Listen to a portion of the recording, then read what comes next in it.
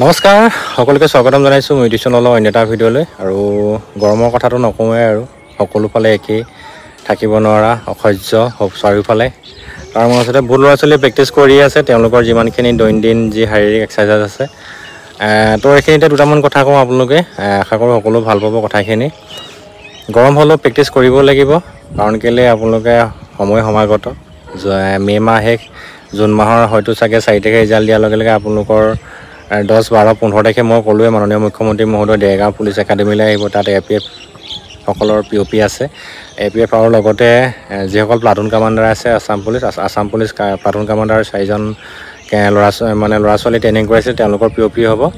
তো তাত মই নিজে যাম আপোনালোকৰ তাৰ বিষয়ে মই ভিডিঅ' দিম আপোনালোকে ভিডিঅ' চাব নিশ্চয় দেখা পাব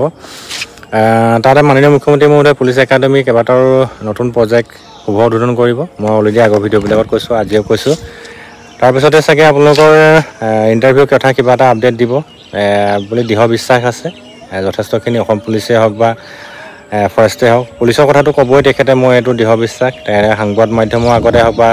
APFৰ যেতিয়া পেইডৰ যি বহুমূলীয়া বক্তব্য আছে তাতো আপোনালোকৰ কথা ক'ব কেনেকৈ কি হ'ব কিমান ল'ৰা ছোৱালী ল'ব সেইখিনিতো আপোনালোকে আপডেট পাবই তো জুনৰ লাষ্টৰ ফালে চাগে আপোনালোকৰ এডমিট দিব জুলাই মানত চাগে তো আপোনালোকৰ ইণ্টাৰভিউ হোৱাৰ পূৰ্ণ সম্ভাৱনা আছে বাকী থাকিল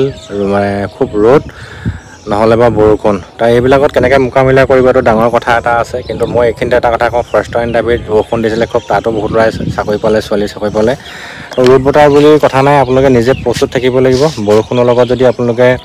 বৰষুণ বতৰত যদি আপোনালোকে দৌৰি মাৰিব বিচাৰে বৰষুণ বতৰত কেনেকৈ দৌৰ মাৰিব সেইখিনি আপোনালোকে নিজে জানিব লাগিব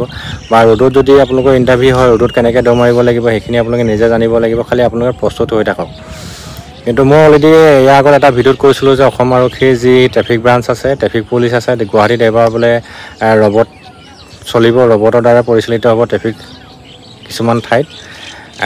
তো ঠিক তেনেকুৱা কথা কিছুমান ছিষ্টেম আহিছে এতিয়া অত্যাধুনিক কিছুমান ছিষ্টেম আহিছে মানে কি ছিষ্টেমৰ কথা মই যদি আপোনালোকক কওঁ ভাবিব নোৱাৰা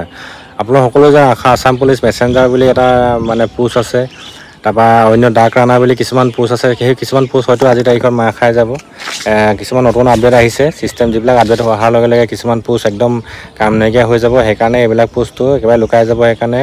কিছুমান পোষ্ট কমি আহিব আৰু পোষ্ট কমি অহাৰ লগে লগে আপোনালোকৰ ইণ্টাৰভিউ এইবিলাক খুব টাফ হ'ব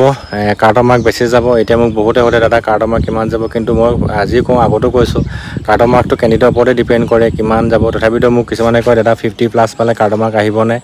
তো তাতো আকৌ কাষ্টৰ কথাও আছে আৰু এইখিনিতে মই আৰু আগত কৈছিলোঁৱে যে আপোনালোকৰ আজিকালি ৰিজাৰ্ভেশ্যন যথেষ্টখিনি আছে 4খন ডিষ্ট্ৰিক্টৰ কাৰণে 8% ৰিজাৰ্ভেশ্যন আছে আছফাজত প্ৰযোজ্য হৈ আছে 3% ৰিজাৰ্ভেশ্যন আছে তোমাৰ টি ট্ৰাইবেলৰ কাৰণে আকৌ তোমাৰ এতিয়া এই 1% ৰিজাৰ্ভেশ্যন আছে NCCৰ কাৰণে হোমগাৰ্ডৰ কাৰণে ঠিক তেনেকুৱা ধৰণৰ কিছুমান কথা আছে সেইকাৰণে পোষ্টবিলাক কমি আহিব আপোনালোকৰ কাৰ্টৰ মাৰ্ক কমি যাব কিন্তু তাৰ মাজতে জেনেৰেলখিনিৰ কাৰণে অলপ বেছি টাফ হ'ব তথাপিতো ইয়াৰ আগতো বহুত ল'ৰাই জেনেৰেলে চাকৰি পাইছে নোপোৱাকৈ থকা নাই কিন্তু বহুত যুঁজিব লাগিব ঠিক তেনেকুৱা ধৰণৰ কথা কিন্তু স্পেচিয়েলি এবাৰ SI যি আছে অসম আৰক্ষী SI বহুত ল'ৰা ছোৱালীয়ে এবাৰ গ্ৰেজুৱেশ্যন কমপ্লিট কৰিব আৰু কমপ্লিট কৰাৰ লগে লগে আকৌ নতুনকৈ SI এপ্লাই হ'ব নাই সেইখিনি কথা মোক বহুতে সুধি আছে আৰু SI চাকৰিটো বহুতে আশা কৰি থাকে সোমাবলৈ আপোনালোকে সকলোৱে জানে SI যদি আপোনালোকে আজি তাৰিখত যোগদান কৰে 10 বছৰ পিছতে আপোনালোকে ইনস্পেক্টৰ পাব আৰু 10 বছৰ পিছতে আপোনালোকে DSP পাব তো আপোনালোকৰ DSPতে ৰিটায়াৰমেণ্ট হয় সেইকাৰণে SI চাকৰিটো যথেষ্ট দৰমহাৰ ফালৰ পৰাই চাবলৈও ভাল আৰু তোমাৰ ফেচিলিটিৰ ফালৰ পৰা চাবলৈও ভাল তাৰপিছতে প্ৰমোশ্যনৰ ক্ষেত্ৰত চাবলৈও ভাল সেইকাৰণে SI কাৰণে বহুতে মোক সুধি থাকে দাদা SI আহিব নেকি বা নতুন পোষ্ট বাঢ়িব নেকি তো এতিয়ালৈকে ক'ব পৰা নাযায় কিন্তু SI ইয়াৰ আগত এটা আপডেট দিছিলে ডিপাৰ্টমেণ্টেল এক্সাম এটা হ'ব সেই ডিপাৰ্টমেণ্টেল এক্সামৰ কিমানটা পোষ্টৰ এগেইনষ্টে ডিপাৰ্টমেণ্টেল এক্সাম হ'ব সেইটো ক'ব পৰা নাযায় কিন্তু যি 157 কিমানটা পোষ্টৰ কাৰণে এপ্লাই হৈছে তো সেইখিনি অলৰেডিতো ইণ্টাৰভিউ হ'বই এতিয়া প্ৰথমতে তেওঁলোকৰ এতিয়া ABUB আগত ৰিটেন টেষ্ট পাতে নে পিছত পাতে সেইটো পিছৰ কথা ক'ব কিন্তু ফাৰ্ষ্ট টাইম যিহেতু আপোনালোকৰ সকলোৱে জানে SIৰ ৰিটেন টেষ্টটো ফাৰ্ষ্ট হয় তাৰপিছত ফিজিকেল হয় সেইকাৰণে হয়তো আগতে হ'ব তাৰপিছতে আপোনালোকৰ ফিজিকেল হ'ব তো আপোনালোকে ফিজিকেল বা ৰিটেনৰ কাৰণে আপোনালোকে প্ৰিপেৰেশ্যন ভালকৈ কৰি থাকক আৰু গৰম বেছি পৰিছে কাৰণে আপোনালোকে ফিজিকেল যদি কৰা নাই সেইকাৰণে ৰিটেনৰ কাৰণে আপোনালোকে প্ৰিপেৰেশ্যন কৰক আৰু ফিজিকেললৈ সময় পাব 10-12 দিন তো সেইকাৰণে আপোনালোকে নিজকে খুব প্ৰেক্টিছবিলাক কৰি থাকক ৰিটেন হওক বা ফিজিকেল হওক। আৰু এটা কথা কওঁ, এইবাৰ SI যি ট্ৰেইনিং আছে, ট্ৰেইনিং আছাম পুলিচ একাডেমি যি লাচিত বৰফুকন পুলিচ একাডেমি দেৰগাঁও, তাতে হোৱাৰ পূৰ্ণ সম্ভাৱনা আছে। আৰু আজিৰ তাৰিখত পুলিচ একাডেমি আটক ধুনীয়া পৰিৱেশ কৰি তুলিলে আপোনালোকে ট্ৰেইনিং কৰিবলৈ সুবিধা পাব আৰু ভাল পাব সেইবিলাক জেগাত ট্ৰেইনিং কৰি পিনি। সেইকাৰণে আপোনালোকে যদি আপোনালোকৰ মনত ভাৱ আছে SI কৰিম মানে সোমাম বুলি, তো আপোনালোকে ভালকৈ প্ৰিপেৰেশ্যন কৰি থাকক। খুব ধুনীয়া জব, মই পুনৰ কৈছোঁ, খুব ভাল, প্ৰমোশ্যনৰ ভাল,